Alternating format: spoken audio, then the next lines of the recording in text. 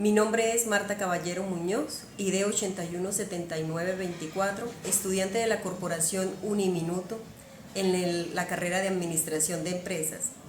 Para el área de comunicación escrita y procesos lectores, les hablaré sobre los dos discursos. Uno, el de Susan B. Anthony, y el segundo, el de Winston Churchill. El discurso de Susan es por la no discriminación del derecho, no la discriminación y el derecho al voto femenino. El de Winston es buscando apoyo para persuadir al pueblo para resistir la guerra y para lograr la victoria. Las similitudes, los dos interlocutores buscan el apoyo del pueblo, utilizan la emotividad para llegar a los sentimientos de los oyentes. Su retórica es semejante, utilizan un lenguaje educado, buscan con él conmover y persuadir al pueblo, utilizando un tono de voz firme y seguro. En la época de cada uno de los discursos, cada nación estaba pasando por un momento difícil. El de Susan ocurrió en junio de 1873 en Nueva York, Estados Unidos. Para esa época, ese país se debatía en un crecimiento de una gran industrialización y el crecimiento de las empresas, pero estas mismas empresas, debido a la competencia industrial, carecían de recursos económicos.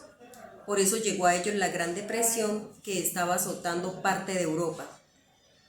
El de Winston de Churchill ocurrió en mayo de 1940.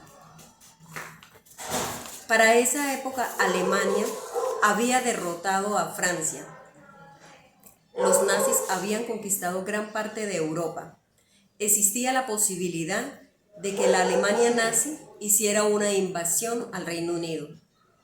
En cuanto a las diferencias de los dos discursos, me di cuenta que básicamente es el tema.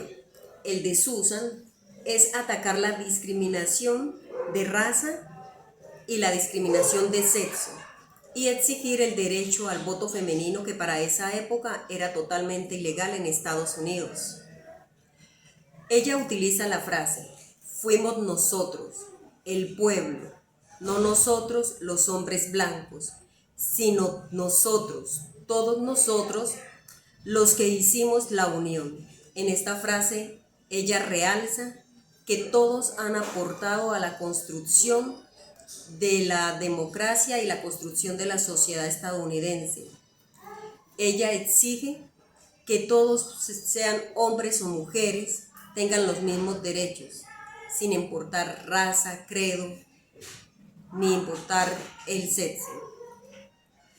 Por tanto, todos deben tener los mismos derechos. Su objetivo es lograr un cambio de mentalidad en el pueblo y en los gobernantes. El de Winston de Churchill incentiva la resistencia del pueblo para la guerra que se está encrudeciendo. Él busca influenciar en el pueblo. Utiliza la frase: no tengo nada que ofrecer, sino sangre, esfuerzo, lágrimas y sudor. En esta frase invoca los sentimientos patrióticos del pueblo y los exhorta a resistir las consecuencias de la guerra que se está encrudeciendo. Todo por amor a la patria y a la defensa de los territorios. Él reclama fuerza, unidad para combatir a un adversario en común, evocando al final la victoria.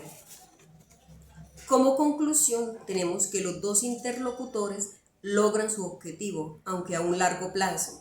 El voto femenino fue aprobado en Estados Unidos en el año de 1920 y la Segunda Guerra Mundial, que es la guerra que asociamos con los nazis, terminó en 1945. Los dos interlocutores, cada uno en su caso, mediante el discurso lograron sentar las bases para el cambio. No olvidemos que no se debe aceptar la discriminación de ninguna clase. La discriminación es negativa, es injusta y el individuo que la vive, en él se debilita su autoestima. La discriminación es propia de las personas ignorantes e intolerantes. Debemos modificar nuestros ambientes culturales que son permisivos con este tipo de práctica y debemos promover la igualdad de derechos. Es difícil juzgar la necesidad de las guerras, es un tema complejo. En ocasiones hay obligación de defender los territorios, pero la guerra generalmente va a traer pobreza, destrucción, sufrimiento, contaminación, termina empobreciendo el medio ambiente también, múltiples muertes y al final nadie es total vencedor. En una guerra todos los bandos pierden. La ambición de ejercer el poder y el control sobre los demás origina estas guerras. Entonces, vemos al finalizar que los dos interlocutores han utilizado su elocuencia, su capacidad intelectual mediante un discurso para influir en los oyentes y lograr un cambio en sus formas de pensar.